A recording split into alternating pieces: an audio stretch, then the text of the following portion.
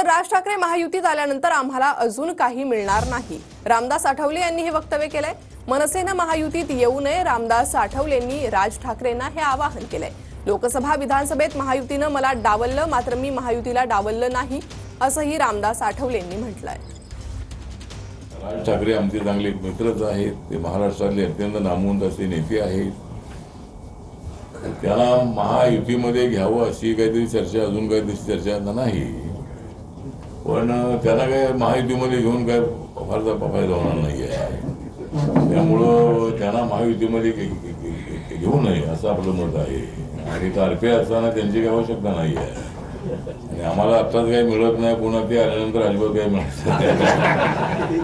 जरी त्यांनी मला डावललेलं असलं तरी मी त्यांना डावलणार नाही आहे।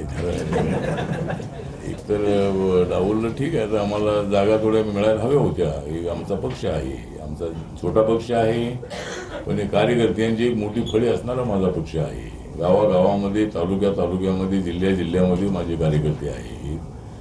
त्यामुळं आमच्या मित्र पक्षांनी थोडा माझाही पक्ष हे लक्षामध्ये ठेवावं। जर त्यांना त्यांचे लोक सांभाळायचे आहेत, तसे मला सुद्धा माझे कार्यकर्ते सांभाळायचे आहेत।